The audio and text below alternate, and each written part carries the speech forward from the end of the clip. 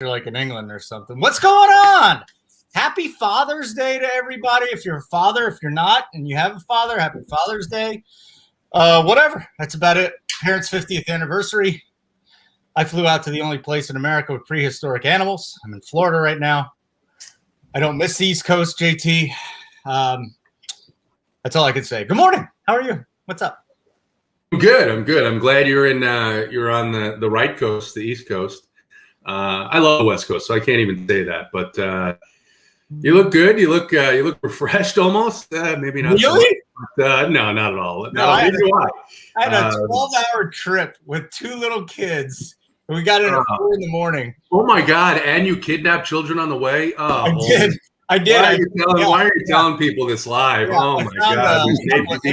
Here comes the Amber Alert right now. Holy.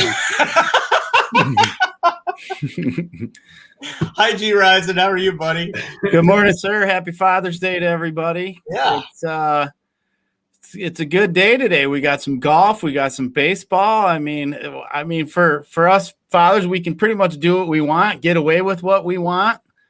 So I'm actually looking forward. I got a 15 and a 18-year-old daughter today. So I'm going to spend some time with them when we're done after lock and have a good time today.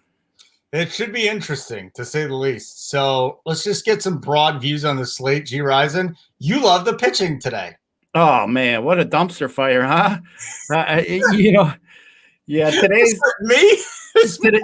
Today's an interesting day at pitcher for sure. You can't even really go too far down. There's just too many landmines in the bottom there. And yeah, I still am not sure 100% who I want to use as my main pitcher. I got a couple guys in mind I want to use, but it's tough sailing out there today. What do you think about that, Mr. JT Hayes? What do you got for me here on the pitching side? Because it's brutal. We'll go game by game. We got 9, so 18 starters. But what do you got? Yeah, I think anytime you open up a 9-game slate and you see that there's not a single pitcher who has a projection over 19 points, you sort of sit there and you say, okay, so I could play any bat, right? And then you see that the ownership is going to be condensed on offense on a team that, well, they failed to hit around Tom Eshelman on Friday night. They failed to do anything Dean Kramer yesterday. They do get probably the best pitching matchup in Major League Baseball in DFS right now. But I think if you're looking at this slate, you see that the Blue Jays are going to be somewhere in the 25% or higher ownership range as a stack. And you take a look and you say, there's other places I can go here. I can go to the A's against Jordan Montgomery. I can go to the Red Sox against Mike Minor. The Red Sox went through this down period where they didn't hit lefties, and then over the last couple of weeks, they picked that up a bit. You can even go to the Yankees against Sean Manaea. Manaea way too expensive at 10-1 for a road matchup in Yankee Stadium, and the Yankees have a 256 ISO against lefties over the last week and a half. So I think there are a couple of other spots that we'll talk about here. I think if you're looking at this slate and you want to get different, it's going to be pretty easy because there are no locks at pitcher here. There are no locks at pitcher. So let's get into it. Well, I think one thing too, though, real quick, we got to mention that's totally different that I noticed on the site. So there's the same amount of games, but the Colorado game is not on the DK slate and it's on the FanDuel slate. So man, that makes both sites, extremely different, because the one has a 7-inning first game of a doubleheader, and then you go over to FanDuel and they added core. So I don't know why DK wouldn't throw on that game a half hour later. It doesn't make any sense. And I don't know why they put on do that. I don't know why they put on these double headers at this point, because I don't know. I think early on people thought, well, maybe there's some game theory here and we could get a complete game out of one of these pitchers. But now we're seeing managers not even be smart about that, and they're taking guys out in the 5th and 6th inning for some reason. And so there's no game theory to playing these 7-inning games unless you've got a really bad pitcher going and you want to play the offense, because people just generally X that out. You don't really have that here. The Cardinals have been terrible against everybody, and they get a right-handed pitcher that they haven't done well against over the last couple of weeks. Then you got Jack Flaherty on the other side that I'm not interested in stacking against him in a 7-inning game. So, I mean, I don't know why they do that, but it does make it a lot different on both sides. Yeah, I would much prefer to play DraftKings today. Although, you know what? You'll get an edge if you fade Coors. Or maybe, you know what, G-Rise, and you're the FanDuel guy. Are you going to get more ownership on Toronto than the Rockies or the Rockies game? Because if that's the case, then you can actually get some leverage on FanDuel. I'm kind of happy that the Coors game is on the FanDuel slate, just because if not, I think the ownership would be really, really heavy on Toronto. I mean, it's hard to ignore Toronto. Harvey's, I mean, go look at his game log. I mean, he averages pretty much 3 innings and 6 earned runs over his last 7 out of 8 starts. Wow. It's brutal. But that Milwaukee Colorado game definitely puts another game on the table that at least potentially could keep up. Obviously, we kind of mentioned a couple other spots, but it's like there's just such a gap with a few of the hitting spots. But I mean, with the bad pitching we have across the board today, like JT said, there should be some paths that we can see here that go around the chalk that get us to the top today. All right, here's the dudes we have, and I'm going to read FanDuel here. We got Sean Manaea, Taijuan Walker, Nady Eovaldi at the top with Hyun-Jin Ryu. I mean, Patrick Corbin is the 6th highest cost pitcher. Are you kidding me? We got Wainwright today. We got Kenta Maeda, Lance McCullers Jr. I mean, it's ugly. JT, come on, give me some pairings here at pitcher, FanDuel, and DraftKings. Yeah, so FanDuel, luckily, you only got to choose one of these clowns, right? So, I mean, I think that's the truth.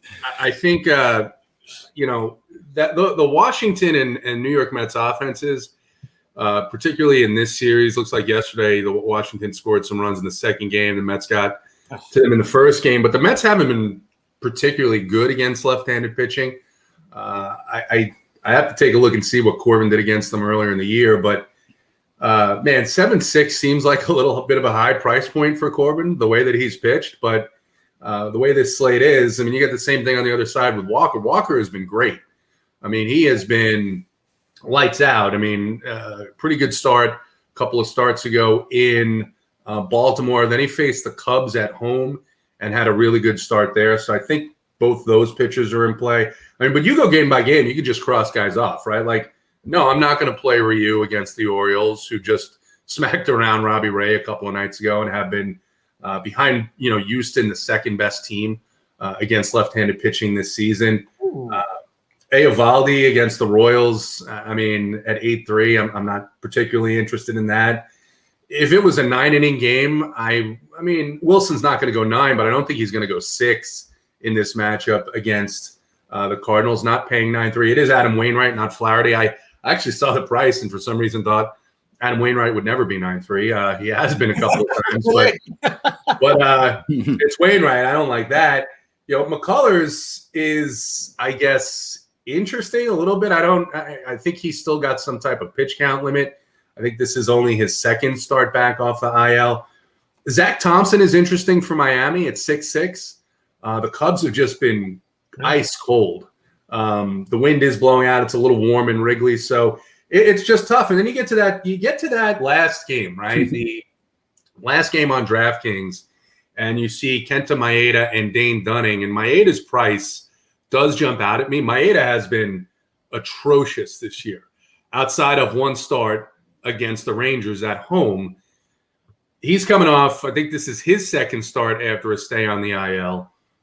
Dunning at 7.2 is not going to go really all that deep, and there's some power there in that Twins lineup. But outside of the power, I mean, I don't know. I just don't know where I'm going to go right now. It's a tough slate. I'm not paying for Manaea. Definitely not playing Montgomery against these Oakland A's bats. So you do have, I guess, JT Brubaker in a matchup against Cleveland that's a little watered down. But, again, I think on this slate you're hoping to maybe get 10 points and a win bonus.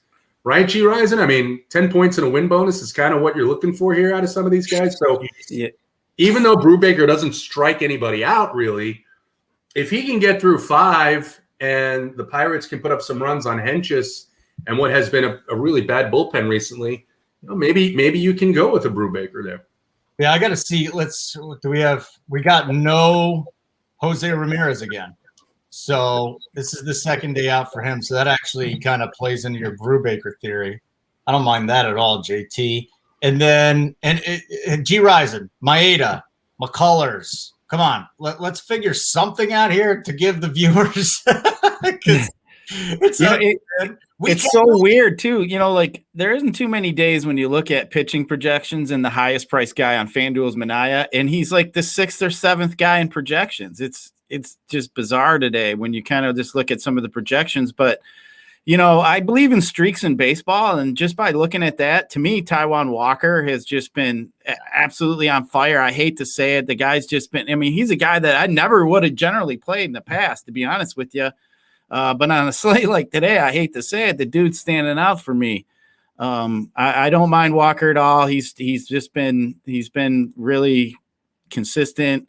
You mentioned Brubaker. He is a good pitcher. He's got the talent. Without Ramirez, that does make him a little bit more interesting. I just look at these pitchers. There's really not a guy that you can say has too much upside as far as K. So to me, I'm just thinking, who could get me that quality start today on FanDuel? Because then, obviously we're getting 6 innings. If I get 6 innings and 5 Ks out of a guy and a potential win, today's slate, I'm going to be ecstatic, and I think I'm going to put myself in a really good spot to win. So, it's today's definitely interesting. I normally play 5 teams. I think today there might be a chance I may have 5 pitchers. I may just play 2 lineups that are similar and mix around some pitchers. And, I can't say, I'm not going to stand here and bullshit people and tell everybody I got a strong opinion on a guy today. I just don't.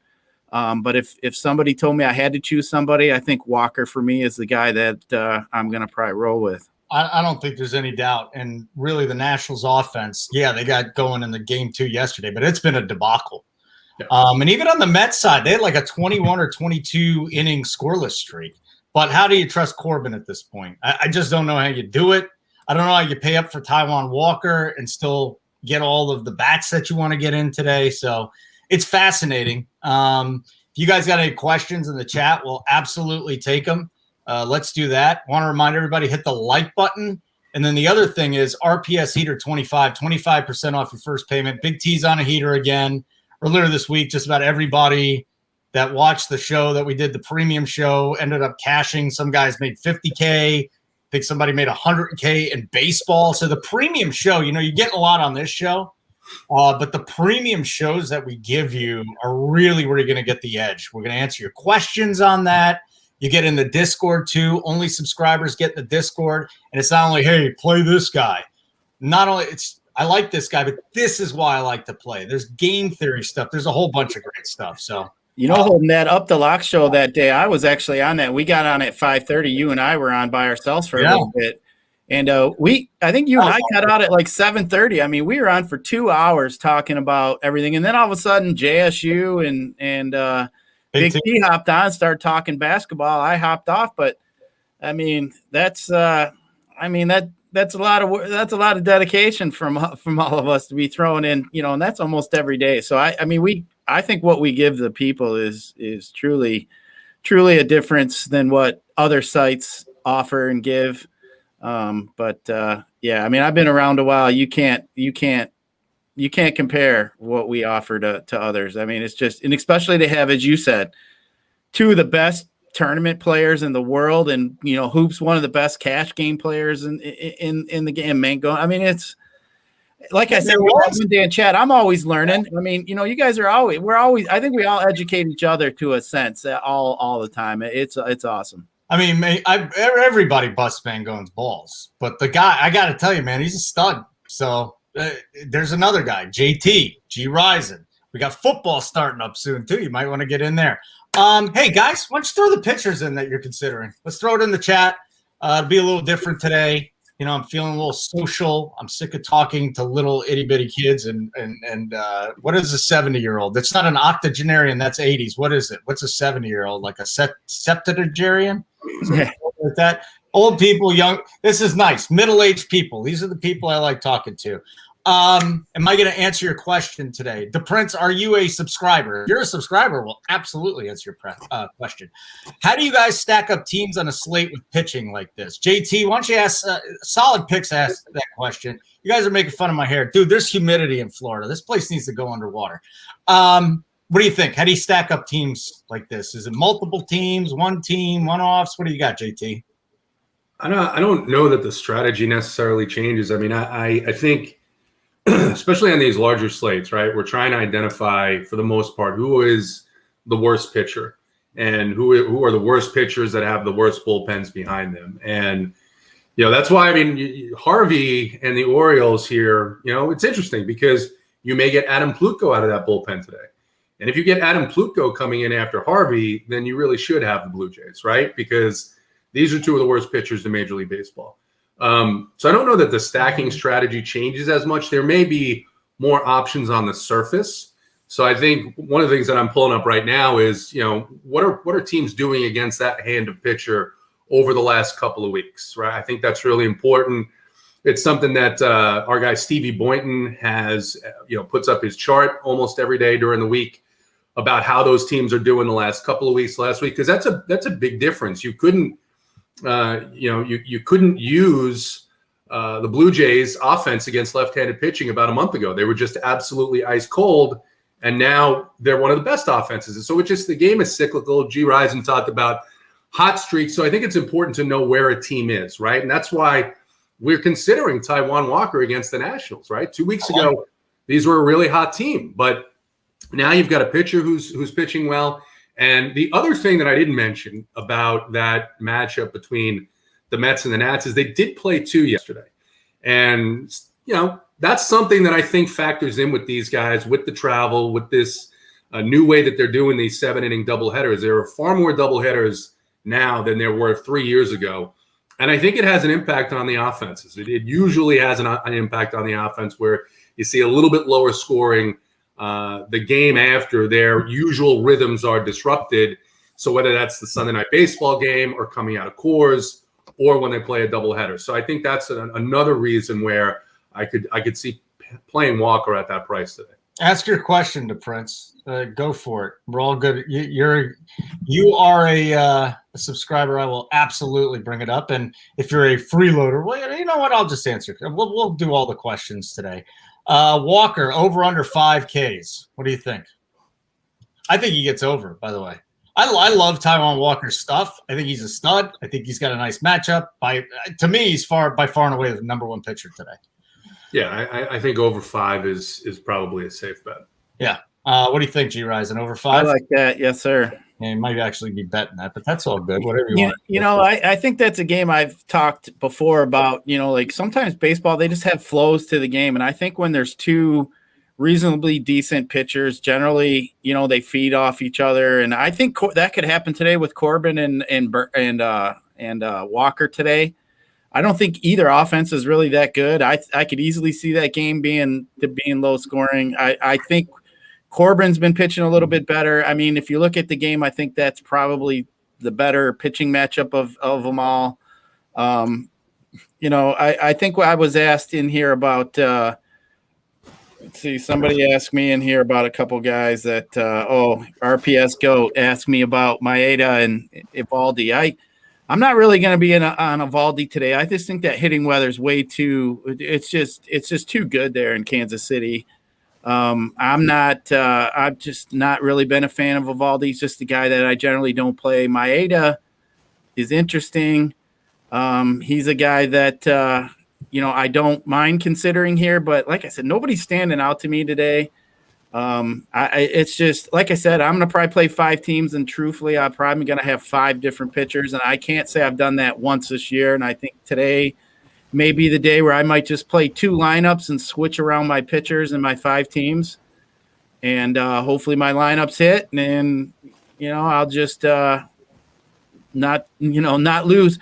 There's nothing worse than having your stacks go off and then your pitcher take a shit. I mean, that's just so tilting to me. There's nothing that's he has to leave because he has stomach issues. What are you talking about? Who had to leave? You said they got to leave because they got to take a shit. I mean, what does the matter with you? Did someone have to do that recently? Yeah, it happens. Look at JT. Look at JT. He's biting his lips. Ryan's not getting the joke. I think that's what's going on here. Yeah, you know what? I got too much shit going on. Hold on, that's not fair. Don't be. All right, go back to sleep, guys. We're all good, buddy. This to me is the most challenging slate of the season, and personally, I don't even think it's close just because of the pitching. So let's just get into the offense and have some fun. We'll get to more of your questions in a little bit, guys. Here's the other thing we got to do before we go position by position. I think we got to talk about the games and rank the top 3 games today offensively, because for me, it'll be in no order: Toronto, Baltimore, Boston, Kansas City. And then if you're playing FanDuel, it's got to be Colorado's got to be on that too. So what do you think, JT? What are your three games that you're targeting, 3 teams you're targeting today? Yeah, so I definitely think. I mean, Mike Minor at 9.5. I think people will see that and say, "Oh, the Red Sox have had trouble against left-handed pitching," but Mike Minor is not a 9.5 pitcher. You play Mike Minor when he's like 7K, right? That's when I think he's got value. Really good lineup for Boston. I actually like this kid Christian Arroyo, who's leading off for them quite a bit. And I like the lineup they put out. I mean, they got some guys, even Plawecki down in the 9-hole. Just 2-3 on DraftKings. Interesting spots there for Boston. Look, I talked a little bit about the Yankees. Attacking Sean Manaea is not attacking the worst pitcher on the slate by any means. Manaea is talented, but this Yankees team, I think they're striking out 13%. I just looked it up and I had to chuckle. Something like, and I'll give you guys the numbers here, against left-handed pitching over the last, this is almost a full 2-week sample for the Yankees here. A 156 weighted runs creation plus, a 295 ISO, and a 13% strikeout rate against left-handed pitching. So the Yankees are the hottest team against left-handed pitching in baseball, and they get a guy, Manaea, who on the road against power offenses has really struggled. He struggled, I think it was in Boston, actually against the Red Sox just a couple of weeks ago. So I think there's potential in targeting that game in terms of the Yankees offense. And then some of these powered Oakland bats against Montgomery, even if Montgomery can pitch decently here, he's going to give up some runs. He's going to give up a bomb or two against some of these guys. And you got Ramon Laureano hitting cleanup at just 3.9 on DraftKings. Very, very interesting price point for a guy that has home run power as well as stolen base upside. So kind of like that game a little bit. It's interesting as a contrarian play. I like that call a lot. G. Risen, what do you got, buddy? One thing to add to that, and it's just kind of like a feel thing. I know we hear like everybody give different opinions on how they play things. And it just seems like to me, like whenever I watch a Yankee game in the day and they're all wearing sunglasses at bat, the game's a dud. Well, today it's going to be partly cloudy. They're not going to be wearing the sunglasses at bat. The sun beats in their eyes and their face. And I'm telling you, when it's partly cloudy, generally they score some runs. And as silly as that may sound, but when you watch enough of it, I can't tell how many times I've stacked the Yankee in the middle of the day. They all got the sunglasses on, and they're whiffing at curveballs by a foot. It's like, man, but it just seems to me the way that stadium's set up when that sun's beating in their face. If I see it's going to be sunny, it's just as silly as it may sound. It's a thought that always runs through my mind. Well, Big T's in the chat, and he loves it. He loves the sunglass game. I love it. By the way, you started talking about that. JT said, JT's just like starts smiling. I think, are you on the sunglasses theory? Is that what we're doing here? I mean, I never noticed that. But he's got such conviction and he sounds so authoritative when he delivers this and says, look, it's very simple. If the sun's out, there's going to be no runs. If it's cloudy, the ball flies. Guys can see it. It's a fucking home run game. I mean, I think that's what he's saying. I mean, seriously, how many times you watch the Yankees in the middle of the day? I mean, I'm telling you, it's just a little silly thing that we all, when you play for a long time, you just kind of things burn you many times, and then you just remember. I mean, that's just the way the way it works out. But I mean, it's the same thing I was talking about with doubleheaders, right? I can't really point to a specific statistic to support it. But generally, I've stacked guys in these teams after they play a doubleheader and they do absolutely nothing, even against the worst pitchers. So, no, I get it. G. Risen, I wear my sunglasses when it's cloudy out. I mean, I don't think you can guarantee there won't be sunglasses today. Well, I mean, I played a little bit of baseball and even softball. I hated hitting a stinking softball with sunglasses on. I mean, really comparing slow pitch. I mean, JT plays ball. Judge. He knows. I hate that. I can't stand it. But I'm just saying, as a hitter in general, and I couldn't imagine seeing a pitch coming at me that fast. Now being freaking concerned about these dudes can't grip a ball. Holy shit! Look at this. G. Risen should be hired as the Yankees eye doctor. Hey, G. Risen, MD. Hey, I got something for them all. They'll see just fine. Dr. Risen. Oh, yeah, I got something for him. We got your nickname finally. It's not G. Risen. It's Dr. Risen. There you go. He's an optometrist. The RPS optometrist. Let's go, catcher. And we're screwing around, boys. Listen, I thought we were going game by game. Now you're breaking down. We already did the games that I wanted you to stack. Now we got to go position by position. Well, I mean, I never got to it. We're on FanDuel. We don't care then. You got to stack Milwaukee, Colorado game too. Valuable the eye doctor thing is than you giving us team by team. Seriously, I'm not even kidding. So please, G. Risen, are you rattled? You know what? We got to be truthful here. I'll tell the people today is my rookie debut at producing the show. So I was nervous as a bear shitting peach pits today. Then I'm trying to give the people some good info. I'm going to play. So I'm drinking Modelo's and we're going to have fun. So, hey. That sounds like somebody in the 50s would say the bear thing with the peach pit. Yeah, I didn't. That's interesting. Yeah, you got to relax, man. I mean, can you imagine that? That would suck. I would imagine that peach pits aren't that difficult to get out of a bear's ass, so I don't know how nervous they would be, but it's just all right. Catcher guys, we're screwed when I'm the one trying to get us back on game by game. Don't do position by position. You don't want to do game by game? No, game by game. Who are you to say that? Just do it. Listen, you got me on a different platform. No, I'm fine. I'm fine doing game by game. It's very difficult for talent to work under these circumstances. Just go with it. Just go with it. Cleveland, Pittsburgh. Talk about it or move on. No Jose Ramirez. I want to remind everybody, Jose Ramirez again. So Brubaker, I will say this. So Brubaker is fine. I don't love the price. Like I wish he was cheaper because there's just no strikeout upside. This Cleveland team, I mean, yeah, you got the last three guys. You do have the pitcher batting. Maybe there's some strikeouts there. The Pittsburgh side is interesting against Hentges. You got a couple of guys in this lineup. Brian Hayes, Brian Reynolds, Jacob Stallings at catcher at just 3.4. Kevin Newman is just 2.2. So it's not a bad secondary stack here for these Pirates against Hentges and the Cleveland bullpen. Okay, G. Risen, anything on this game? You know what? Pittsburgh has been hitting the ball quite a bit lately, getting Brian Hayes back. As on a slate like this is the Pittsburgh's a team that could go off and, it's going to be very, very low owned. I don't mind Pittsburgh at all if you want to play like a low owned type stack.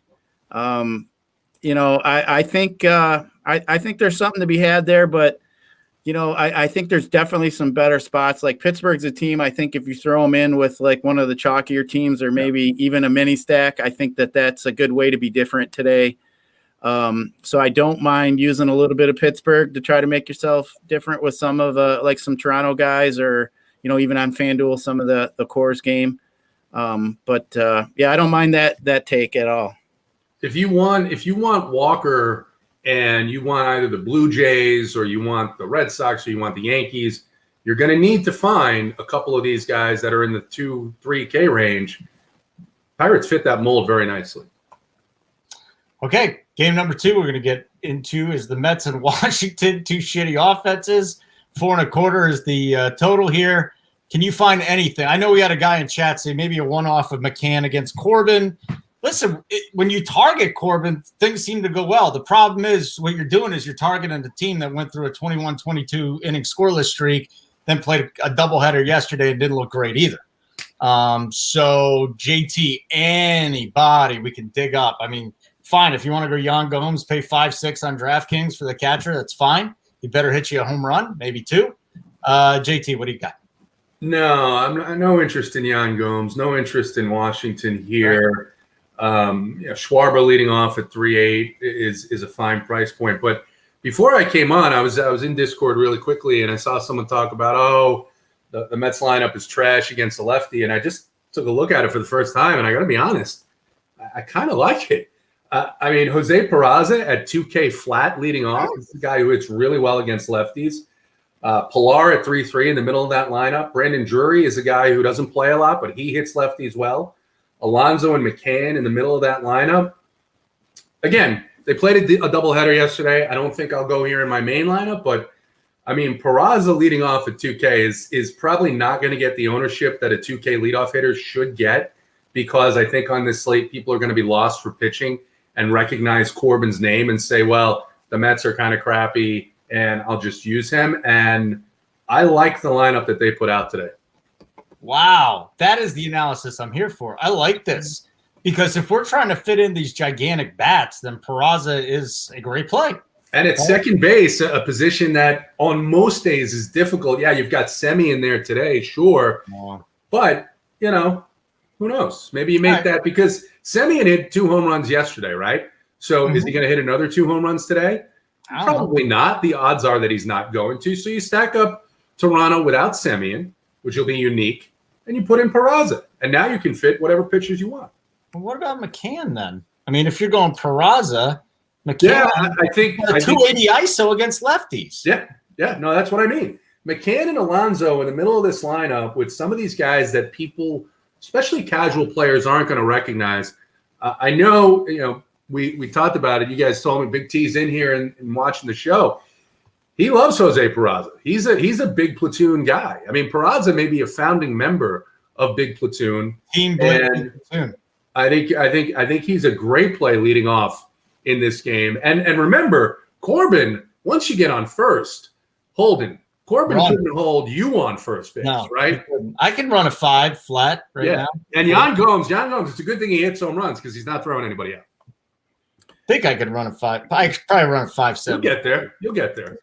Well, I mean, since you'll get there standing up. I'm actually stronger since the Achilles rupture. I will say that. RPS Heater 25% off first payment. I keep saying this. The other night, it was all about being on the premium show. If you're on the premium show, you cash with the rest of us in NBA. If you're on the premium show, you're getting the best GPP players in the world to give you the advice, whether it's me hanging out with JSU and Big T. And no, I'm not the one giving the advice. I'm just messing around. DC's on there. These guys hop on there too. So let's doing it. Uncle T, come on, man. Stop talking trash. We're trying to focus here. Look at my hair. I'm in Florida. It's poofy. It's the worst place in the world. Izzy, I know you're upset at me for hoping that this place goes underwater, but after my parents pass in about 30 years, I have no problem if it happens. G-Rise and Washington Nets. Just looking at Washington, I mean, what JT was saying about Peraza is spot on. I do like that. I was looking at that. And one other thing I'd mention too, another guy that would fit that mold is Brandon Drury. He's down there in the 6th hole. He's 2,100. He's another guy that nobody literally will probably play on this slate that generally has crushed left-handers. I can hear Big T from here saying, that's right, you rise it. I can hear him from here saying that because that's another guy he would like to, he would normally play. But you know what? If you got some of these high-price stacks, I wouldn't be opposed to throwing in a guy like Alonso in a high-price stack. Let's say if you wanted to go a Coors and you wanted to swap out, I'm not saying to do it with like a Guerrero or a Semi, just spend that money and use Alonso as a one-off. We know Corbin's prone to give up homers. Alonso could easily double dong any game, really. So I don't mind that kind of thought process if you want to be different, if you want to go chalky to kind of use a guy like that. But I think there's a lot of options here. I'm not a fan of really any of these Washington bats, though. To me, when you got a guy like Soto, he just hasn't been hitting. I just think that lineup there has just been, it's just kind of like a flat tire recently. So, that's why I like Walker today. I'm just going to ride the streak and let's go with it. Yeah, and I mean, Walker's been really good. And you look at 5 through 9 in this lineup, and it's sort of a joke here. I mean, it really is. Gomes has been great, right? But mostly against left-handed pitching. And that 5-6 price point is a bust price point. Harrison, Castro, Robles, the pitcher. Nothing to worry about there. No, don't bother. Okay. Some good stuff in the chat here. RPS Heater 25. is now replaced by Steve Anthony's Milwaukee Bucks heater 25. Oh, boy. Camden Yards might play like Coors today. Camden Yards plays like Coors a lot, guys. Is Panic in the Blue Jays lineup today? Blue Jays haven't released their lineup yet. So once that comes out, I'll let you know. Hopefully it'll come out sooner than later. G. Risen, do you have anything else to say, or can we move on to a game that we're interested in? But although I absolutely love the take on the Mets. What do you got, G. Risen? I mean, I think we're good on that game. Let's rock it on to the next one here. Toronto, Baltimore. Here's the juicy one. Now, God, how do you fade this game, though? How do you fade Vlad Guerrero, Bo Bichette? You know, on the other side, too, don't forget Cedric Mullins is an all-star. If he was on a good team right now, everybody would know who he is.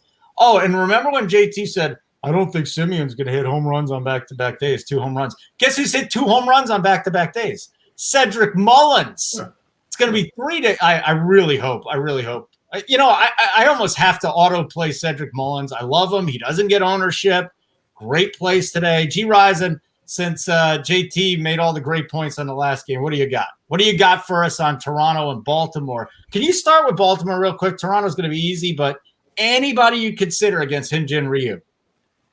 Yeah, Baltimore's been hitting lefties the last, you guys, one thing I do is also pay attention the last 15 days on team stats. And I mean, Baltimore's smashing lefties too. So, I mean, Ryu's been giving up some runs. I just don't feel Ryu's been the guy I generally would like to stay away from. We got a huge stadium bump here. Obviously, we're talking about him being similar as Coors.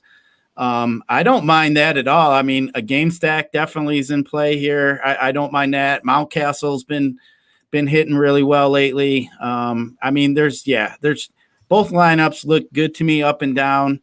I mean, we're going to expect Harvey just to get smashed. And that Toronto, I mean, seriously, I was just literally laughing to myself when I was looking at Harvey's game log. Like I said, it's been 7 out of 8 games he's given up 6 or more runs in basically 3 innings. I don't even know how I think we should let Uncle T pitch for the Orioles. I think he'd do better than Uncle T doesn't have an arm left. Remember that surgery he had last year and he complained about it all season? That's a great point. I know. I forgot about that. Oh, I have COVID. Oh, my arm hurts. Wah. What do you got for Toronto? Toronto, I can't argue with any of those bats up and down the lineup, but I just feel as if you're going to stack them, don't be afraid to go down toward the bottom. We're going to have to see how this lineup shakes out today, but if we get a Rowdy Tellez or Biggio or, somebody's down there toward the bottom, don't be afraid to throw a guy like that in your stack. I just think today's going to be, I think majority, the higher owned Blue Jays are all going to be 30% plus, even on FanDuel with the Coors game. And then I feel as if you might be able to get some of those other guys lower in the lineup, maybe in the teens or maybe just barely below 10. But I just think there's going to be so much ownership on Toronto today. I'm beginning to think on FanDuel, Toronto may have more ownership than the Coors side, which to me is kind of interesting. JT, anyone from Baltimore first, and then who has the best matchups on the Toronto side? Yeah. So I think, I'll start with the Baltimore side. I mean, you've got, of course, Cedric Mullins seems to hit a home run every day, right? He hit 2 yesterday. I think you said he hit 2 Friday night, right? Something like that. Yeah. Mountcastle hit 3 yesterday. The Blue Jays bullpen is sneaky bad. It's been pretty bad since the first month of the season. So, you get to Ryu and then you get that bullpen. But you've got some guys here, too. Austin Hayes in the 5-hole. Austin Hayes is a guy who can steal bases as well. I had him actually on Friday night. He was the guy I rostered against Robbie Ray. And I think he ended up with 15 or 18, something like that, DraftKings points at 3-2. I like him. Severino hasn't done much this year, but that 2.8 price point is interesting. If you wanted to run a full stack here, you got Pat the Bat at 2-2. So, I mean, you have options here where I don't think Ryu is as good in these matchups against teams that hit left-handed pitching really well. I like Baltimore a good bit. And then the best matchups on Toronto, I mean, it really is everybody. I mean, it used to be that Matt Harvey, you wanted to take the left-handed bats first, but it really doesn't matter anymore. He just hasn't had anything left. And, if you take a shot that Matt Harvey's not going to give up runs, as G. Risen said, it'd be the first time all year it happened, and probably be the first time actually in 3 seasons that Harvey's looking for his first good start in 3 seasons. So that's what you're fading by not playing the Blue Jays. On the other hand, I do think at lower price points, there's other teams that might be able to match them, and that's the shot that you take if you're going to fade in tournaments. Yeah. I don't know if it's going to happen, but if there's like a Rowdy Tellez, Vlad Guerrero, both of those guys in the lineup, maybe you go Tellez and just hope that Vlad doesn't hit 5 home runs. You can't do that either. I mean, here's the thing. You look at the prices on Vlad and Bichette, 6.3 on DraftKings for Vlad, 5.9 for Bichette. Tellez is just it's man, that's going to happen maybe 3 or 4 times a season where that swap works out. He is bad, Steve. I know he's bad, man. Here, I just built a DK lineup with Walker and Maeda. Those are the 2 pitchers I like. Vlad, Biggio, Bichette, Mullins, Grichuk. And then you could just play, actually there's only 2 punts there, and you could actually pay down a catcher and have a catcher and a Jose Peraza punt. I mean, actually looks pretty interesting. This is I don't mind this lineup. You could use Drury because, they really don't have that great of a third baseman, too, for the Mets. I mean, he's min price pretty much on FanDuel. So, doing something like that isn't something, we don't know if I'd like to see that lineup. If Panic or somebody's in there, he's going to be cheap. I'd like to see what they throw out here. I'm surprised we don't have something yet. It's going to be so hard to fade that. It is. I mean, you just have to get a little different somewhere else, but especially on FanDuel, can't you see these guys in the upper 20, 30% range? We don't care about ownership, but I think today we should care about ownership. A's and Yankee. Oh, by the way, RPS Heater 25. If you haven't checked out our product yet, the premium product, the shows, Big T, JSU, we're doing the show, the NBA. That's the night everybody hit 50K, 100K. We had a baseball 100K hit too. So members never win, except they really do here at RPS. And I love this product. I love being here. I love the guys, the team, the ladies like Susie and tennis. And then the other thing I want to remind everybody, I forgot all about this. Inside the DFS studio, remember that, G. Risen? You told the story where you got arrested and doing a whole bunch of crazy things. I have not talked to T. Hayes yet. I talked to Big T, Hoop, JSU, JJ from the bet side, G. Risen, a whole bunch of other guys. If you want to get to know these guys and not hey, how you doing? What's going on today? We actually go in. When did they lose their virginity? What do they do as far as strategery for DFS and different sports? It's terrific. Inside DFS studio. Check it out. It's a good time. Alex says the Marlins bats are going off today, and they're cheap on DK. We'll get to them. Everybody's hoping Panic is in there. Marlins game is a weather game. For some reason, Matt Schwab said clowns. I don't know what that means. So let's go. Let's get to the next game. JT, you kind of talked about Oakland and the Yankees earlier. Obviously, G. Risen did because he loves the no sunglasses for the Yankees today. So you really want to target Manaea, and is this nice to go up against Montgomery with some of the sluggers that Oakland has? Still waiting for that double-digit Oakland game away from home. Yeah, I mean, you have to. I think you have to have some interest here. You've got Laureano, who I talked about in the 4-hole at 3.9. I mean, it's hard to. I just love his talent. I love the fact that he's got power. He's got stolen base upside. Matt Chapman's been absolutely on fire. Hit a home run on Friday night. He's just 4.8 in the 2-hole. And Montgomery's a guy who's fly ball pitcher. He'll give up some home runs. Even if he's going well, he's going to give up a couple of home runs. And I just think this is a really tough matchup for him right now. Both of these teams against left-handed pitching over the last few weeks have been really, really good. So I think in that Yankee lineup, you've got, obviously Judge and Stanton. Sanchez has actually been hitting really, really well over the last couple of weeks. Hit a couple of home runs in that Toronto series. Clint Frazier in the 9-hole at 2-2, right? So there's some bats here too, down in the order that are going to be lower owned because I think people are going to, mostly gloss over this matchup.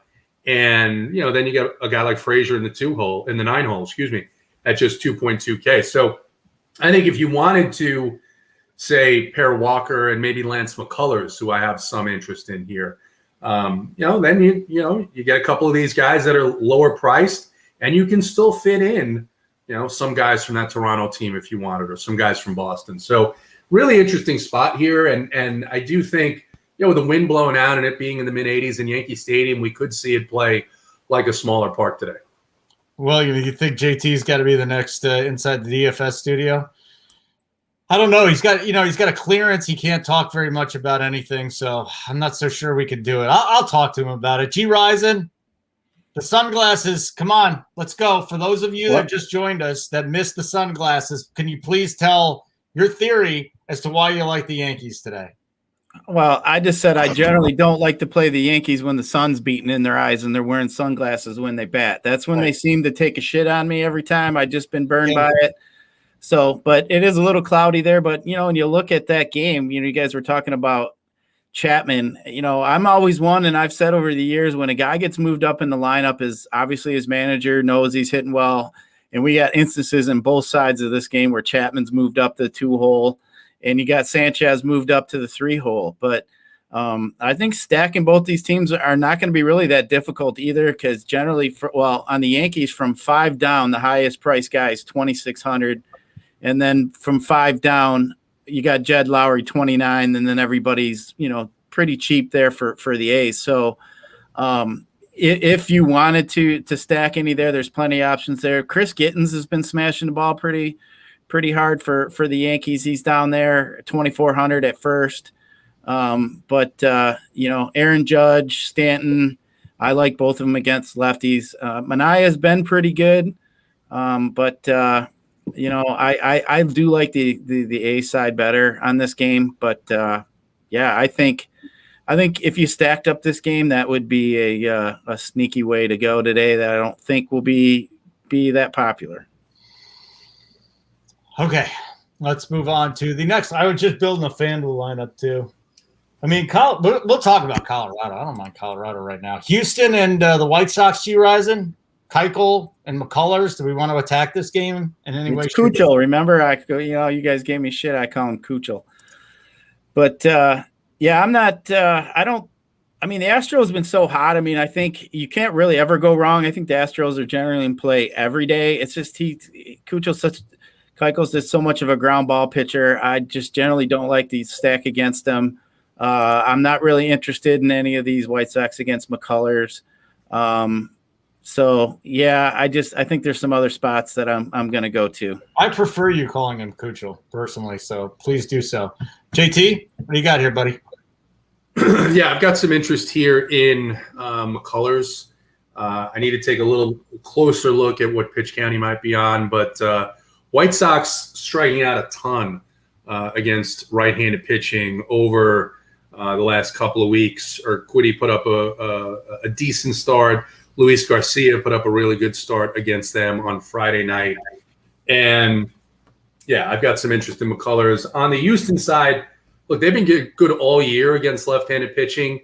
I don't know. I think there are better spots and better prices than going against Keuchel and what has been a very good Chicago White Sox bullpen. Okay, that was quick and painless. So we move on to our next one. Boston, Kansas City. Oh, boy. 90 degrees, wind blowing out to left field today at about 15 miles an hour.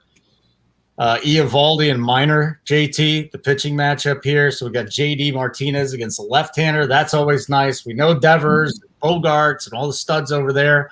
I just want to keep preaching about Adalberto Mondesi. The guy just doesn't stop. He's hit a home run in 3 straight days. Guy can steal a base for you too. He's absolutely terrific. He's going low owned today.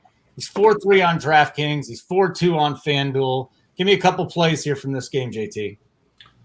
Yeah, I think definitely you mentioned Mondesi. Great play there. Christian Arroyo leading off. Good play there against Minor.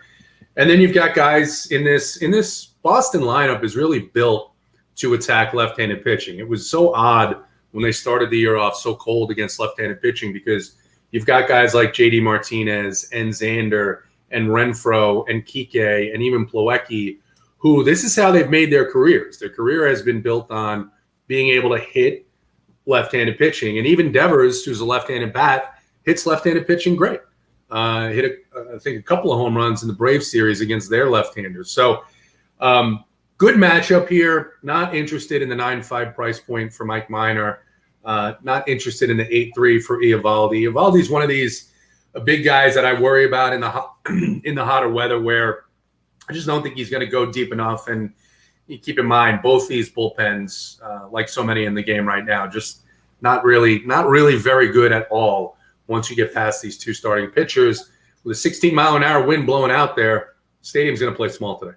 G. Risen, I don't hate this Royals lineup, and I literally I don't think anybody's playing them today. Salvi Perez, 230 ISO against the handedness. Adalberto Mondesi, talked about him. Whit Merrifield's probably in play at any point in time. You're not a big fan of the pitcher they're going up against in Eovaldi, so what do you got? Yeah, I do like the Royal side, like you guys mentioned, the weather. I mean, it's 16-mile-an-hour winds blowing out. It's going to be 88 there. I mean, the Boston has a projected run total of 5. The Royals have 4.6. I think both pitchers have. Both pitchers are. You can get a great start out of them, or they're going to blow up. It seems like there's really no in between with them. They're either giving up 0 runs or they're giving up 5. It seems like both guys. So I just think with the weather today that I think you're going to see some runs. Like JT mentioned, the Red Sox are just built to beat up lefties. I mean, they got Renfroe hitting down in the 6th spot, who he's generally just crushing lefties, homer after homer. JD's always been known to hit lefties. Bogarts.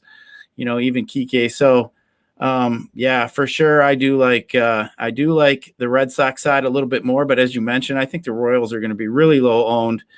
Mondesi is interesting on FanDuel. He's 4.2, which is, that puts him up there in the, in the big boy range. Good. I understand he's been hitting, but that's a guy too that I wouldn't mind possibly using as like a one-off if you wanted to. If you don't want to fully stack, but yeah, I think, the 1 through 4 side of the Royals is a lot more interesting. I'm not, looking at it, I'm not really a fan of the bottom part of this lineup. Wish they would have had a couple other guys in there, but, yeah, I definitely think this game has a potential to keep up with some of these other games in that Toronto and Coors game. JT, this is kind of like the JT special here. Can you pick out a one-off or a stack? In this game, I mean, yeah, I think there's a bunch of guys on Boston you could use as one-offs by themselves. I mean, Renfroe at 3.8. I don't love Kike in that spot as a one-off, but you're looking for a cheap catcher today. I mean, Kevin Plawecki at 2.3. Not a bad one off there. And then, G. Risen mentioned Mondesi at 4.3. I mean, Mondesi's he's great. When he's healthy, he's great. He's fantastic. The issue with him has been staying healthy. He's been on the IL twice this year, but every time he comes back, he's great until he goes and goes on the IL again. So 4.3, not a bad price. What's the discount code for monthly umpire? It is RPS Heater 25. RPS Heater 25. That definitely takes off the first payment of 25% off. So umpire, that's what it is. RPS Heater 25.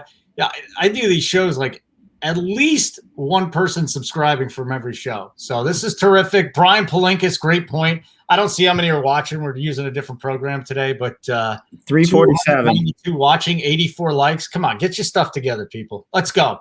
We need 200 likes today. 200 likes. Let's get it going. The producer told me there's 347.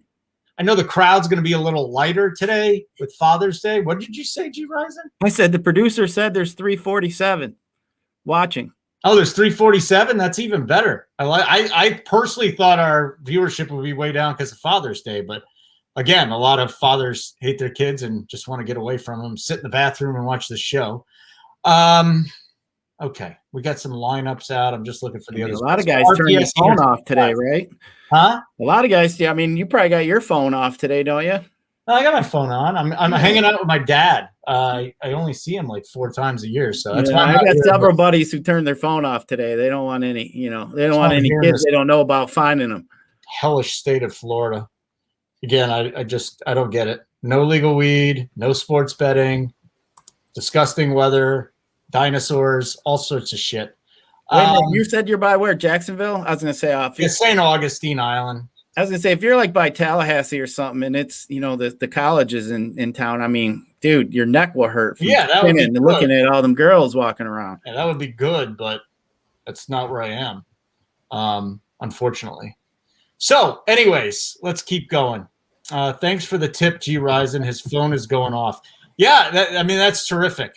The manatees are cool, John. I actually swam with the manatees, but they're my favorite animal until I swam with them. They're just really boring. They're just cows, and you can't even tip them. So it's really not that awesome. But save them. It's good to save them. St. Louis, Atlanta. What do you think here, JT? Do you want to target Adam Wainwright, who's had some really good starts this season? Do we want to go on the other side of things here and go against Bryce Wilson, who's been pretty good too? I mean, he's getting you 6 innings. I don't think he's a big strikeout pitcher. He's only going to get you 4 or 5 Ks, but I don't like this game. Am I off base? Nope. 7-inning game. I have some mild interest in Wilson. That's about it. G. Ryzen? Well, that game is not on the FanDuel slate, so I'll talk about the game that's not on the DK slate, which is the Coors game. Let's do it. So, on both sides, you got Chichi and Lauer that are both just terrible. I don't think Lauer's curveball is gonna work in Coors. I just see both sides there are going to be able to hit. Story to me is a great play today. I like Story. And Chichi's just been so bad. The Brewers can roll out, 4 or 5 lefties there. Willie Adames went crazy yesterday. I think he had 3 or 4 extra base hits. I like both sides of this game. I think, this game definitely could keep up with that Toronto game, but this Coors game, I'm glad it's on the FanDuel slate. Kind of takes some of the ownership away from these Toronto guys. So I like the Colorado side, G. Ryzen. There's some bats I don't mind on the Colorado side today. Yeah, Cron, Story. I mean, they all hit lefties pretty well. Story, McMahon, Fuentes. Yep. So I not sure. I mean, if you ask me which place I'm going to play, I'm absolutely playing Toronto, and I'm going to mix some Baltimore in. But I mean, maybe FanDuel will just be different for me. Vegas got the line over under at 12. They only have it at 10.5 on the Baltimore. So I mean, they like it by a full run and a half. I mean, this Colorado game is a full 4 runs over like the Texas and everywhere else. So I truly think though, as Colorado has been so bad as they've been hitting that they're not getting the ownership. I think they're just kind of a little bit stale, as far as normal DFS type seasons that I've seen where, everybody was always stacking. They don't seem to be as highly owned. So this is a game you could on FanDuel definitely stack up. The prices aren't as high on some of these Colorado guys as they used to price. I think every guy was 3,500 back when at Coors.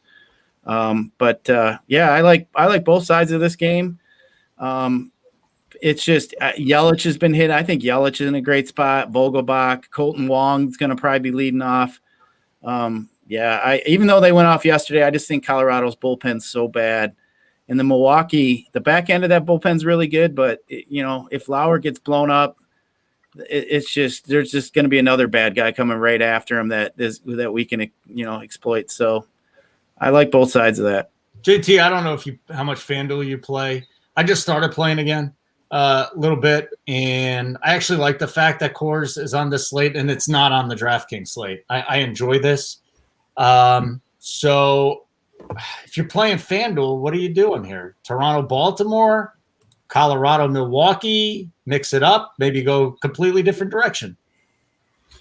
Yeah, I mean, I think G. Risen said it. There's two really poor pitchers in Coors Field. I mean, Chichi's just terrible. He's actually worse against right-handed hitters, and the better hitters, at least this season so far, on the Brewers' side have been the right hitters: Urias, Adames, Avisail Garcia. You got some other guys in that lineup that are pretty good. So I think Milwaukee's in a good spot. Colorado hits at home. That's the only place they hit. They've been hitting all weekend. They did it to Burns. They did it to Woodruff in a big way. Don't think that Lauer is going to be able to shut this lineup down. So I think you can pick one of those stacks and then go with one of these cheaper stacks that we talked about. The pricing is always so much different on FanDuel, especially for maybe not for the Blue Jays. They're probably up at the top range, but I'm sure that probably the A's are pretty cheap on FanDuel if you wanted to go there. I know the Pirates are cheap on FanDuel if you wanted to go there.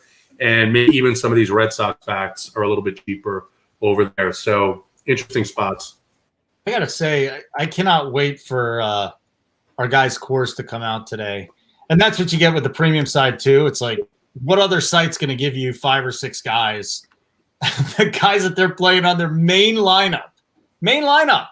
All you got to do is find the other 4 players that are on there. It really is remarkable. RPS Heater 25. If you want to sign up, RPS Heater 25. Looking at the core plays. Draft Cheat has his core plays up. Okay. I see his core plays on both sides. So guys, if you are subscribers, Draft Cheat has his cores up. And you can go look at them there. And I know we got G. Risen on one side. We got JT Hayes today. So we got a good crew putting our course together. Hit the like button also. So I got all the stuff out of the way. Let's keep going. Let's keep going here. Miami and Chicago. Adam Duvall hopefully hits 2 home runs and steals a base, JT. Jesus Sanchez is 2K, big-time prospect. Finally broke through the home run yesterday. Kind of like that. I like seeing that a lot. Will you have any exposure to this game? Yeah, I mean, I think that the Marlins, you have to take notice when a team scores what they score. 12 or 13 on Friday night, I think 16 or 17 yesterday. Am I right? I mean, is that let's take a quick look at the numbers on Saturday for the Marlins. I mean, I know they absolutely went off. So yeah, I mean, 11 runs yesterday. So yeah, I think they're interesting. I think you got Jazz Chisholm underpriced here. I mean, Alec Mills isn't great by any means. I mean, Duvall still just 3.5 on DraftKings is almost silly. Sanchez at 2.0. Definitely a secondary stack for me here, even though it is going to be a little warm in Chicago. And then I mentioned, the Cubs, one of the worst hitting teams over the last couple of weeks, and it's not all due to matchup. I mean, they're getting shut down by league average pitchers. So Zach Thompson looked really good in his first start. That was at home in Miami though, against the Braves, and he's just 6'6" here. So he might get some popularity here just because of how bad the Cubs have been. I don't know if I'm going to go there myself, but I think you have to have a little bit of interest in Miami with how hot they've been. What do you think, G. Risen? Miami is on fire. Maybe a one-off or 2? They are on fire. Alec Mills has been terrible, too. I think 28 innings, he's given up 30-some hits, 21 runs, four homers. I mean, he's been a gas can. I don't know about you guys, but DC at the beginning of the year brought up Jazz Chisholm, and I like that guy. He's exciting to watch. He's fun to root for. I like playing him. He's a guy that he's just, I don't know. He's just fun to watch. I do like him. Duvall's been on fire, obviously. I don't mind this. I don't think I'm going to pay 43 for a Starling Marte. So, and I don't think anybody else really will. So, that's a guy you're going to get extremely low owned. I don't mind this. I think I'd full stack Miami against Mills, and I'm not interested in any of these Cubs. On FanDuel, I don't have any interest at Zach Thompson, but if I was on DK, being a min priced, as JT mentioned, I'd have a little interest there. But yeah, I'd either full stack Miami or I'd stay away. But I think there might be a little bit of weather. You might just kind of keep your eye on there. I don't know. It'll be fine. Yeah, it's fine. It's supposed to rain around 4:00. They'll get most of the game in, and perfect. you know what? Don't even worry about it. It's not going to happen. They're fine. I wouldn't worry about a G resin. How about that? Listen to me. I did meteorology on TV one time. It was awful. You ever worked in front of a green screen? Well, actually, you guys probably do work in front of a green screen once in a while because you got it behind you. If you use this, you don't use a green screen, JT. I think you should. I think you should have like some bald guy in the background so we can't tell who it is. What do you think about that? Yeah, no, I think it sounds intriguing. Yeah, thanks. Again, anytime I do a show with JT, there's one awkward pause, and I actually personally like it. I know some people like it's awkward. I'm like, no, I love it. That's me and JT. Duvall has been insane lately. Yeah, he hit a couple of home runs and he stole a base yesterday. It was terrific. All right, last game, guys. Minnesota, Texas. Cross it off the list, G Rising. Truthfully, I have not really. There's no interest here for either side. I mean, Maeda might be somebody I'd maybe consider against Texas. But as JT mentioned, Texas, one of them stadiums with the humidor. I'm just not I'm not interested in either side of this game, to be honest. Dane Dunning he's been really good. Minnesota hasn't been able to hit their way out of a paper bag lately. I think there's other spots here that are just way better than these two. Sometimes on Father's Day, I think about how I was created, and it makes me sick to my stomach. How about you, JT? No, I can't say I've thought about that in a long time. Oh, you have, though. You will admit that you have. Actually, the Texas-Minnesota game is so boring that's what I was just thinking of, and I kind of want to. Do you have anything from this? Twins are bums, says Steve Anthony. Byron went off on DK. A lot of people like the Twins, I guess.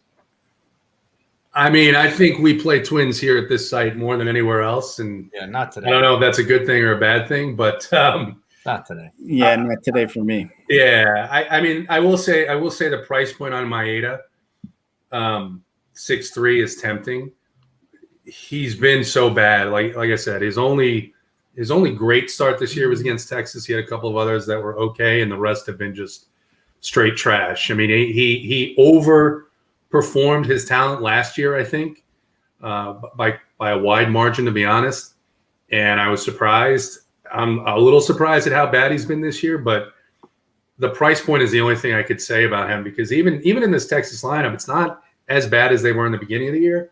And, there's some lefties here in Lowe and Gallo who could put one out. But again, going back to our expectations on this slate, if he can get you 15 points, that probably is great for his price point. So he's in the mix. I just don't know if I'll end up there. We don't have the production value today because G Rising is producing, and I don't even want to do that. I don't even know if we can. G Rising, do you have a name for your play of the day, or do we have to come up with one? Like, what's your play of the day? It's been called all kinds, from the Modelo play of the day to the Up and Smoke. Okay, here, let me ask a question, guys in chat. We're gonna have JT give his Eiffel Tower play of the day. Can you guys come up with a name for G Rising here in the last minute that we can do? I think there's something. You guys, whatever works. Edibles play of the day. I want Boats and Hose play of the day, but I'd give you edibles play of the day, but I don't even eat the most edibles at RPS. JT, what do you got, pal? What's the Eiffel Tower play of the day? Yeah. Because you got a high five during the Eiffel Tower. That's why I did that. Yeah, no, I appreciate that. I think the sunglasses down play of the day is what Uncle T suggests. G Rising shit. Right, sunglasses off play of the day. Sunglasses banned play of the day. Look, like I said, I think there's a ton of offensive spots here. The pitching is we joke, I think 3 or 4 times a week, like, oh, this pitching is so bad, and especially lately, it's been pretty bad. But today is one of the harder days, I think, and I think that suggests we're going to see a lot of offense. And I just like that price point. I like the talent on Ramon Laureano hitting in the 4-hole in Yankee Stadium at 3.9. against a lefty and a bullpen behind him that just hasn't been very good. You know, we've seen the team total down in Toronto. The Toronto-Baltimore game is pretty high, but 5-5 and 4-6, I think these teams can go over that today. Ramon Laureano at 3-9. That's the Eiffel Tower play of the day. Ramon Laureano. All right, what's the sunglasses play of the day, G. Risen? Well, I could just give out an easy Toronto guy, but that's too easy. You know, we don't want to. That anybody could do that. So for me today, I think that I'm going to go really off the wall, and I'm going to say Pete Alonso is going to hit a homer off Corbin today. Okay. I don't think that's crazy. That's crazy and off the wall. Boats and Hose play of the day for me. I'm going to go Cedric Mullins. Cedric Mullins is my boy. Hit another home run. He's not going to start in the All-Star game, but he's got to be the guy from Baltimore, and maybe they deserve more than one of them. So WV Catbird, I'm going to look up what the reverse rooster is. My sense is that I'm not – do you know what that's probably not a good idea. Yeah, I'm not going to bring – I'm going to look it up right now. It's like if somebody ever asks you – I wouldn't do it on a shared computer. Don't do it on a shared computer, Holden. Well, it's just my phone. That's a trap. Yeah, I'm not – it has to do with a lot of knives. So that's all I'm seeing right now. I'm sure there's some horrible thing if I go to Urban Dictionary, but that's all I'm seeing right now. Hose and Strohs. Huh? Hose and Strohs play of the day, Steve Anthony. I like it. Love it. Let's get out of here. We're done. RPS Heater 25, 25% off your first payment monthly. I sold this thing enough today, so I'm going to be done doing that. G. Rise and happy Father's Day. Thank you, sir. You too. You have a wonderful one. You too, JT. Happy Father's Day. You got kids, JT? I didn't know that. Yep, one daughter. How old? 22. So have a great weekend. I hope everybody has a great Father's Day. JT, G. Risen, all our boys at Rum Pure. I know Uncle T's got kids. Big T's got kids. Who knows who else has kids? AP, all you guys. Happy Father's Day, okay? G. Risen, why don't you take us out? You know, I'm glad that this show's over because I was quite nervous. This is my debut of producing. So, you know, listen, if Joey Work can do it, you can do it. You know, that's the truth. You know, no offense to Joey, but it wasn't that bad. I'm glad it's over. And now I'm not a virgin anymore. So, you know, we can continue on. So not a virgin at producing. I see your look on your face holding. No, I thought you were talking spinning. About somebody else in your family.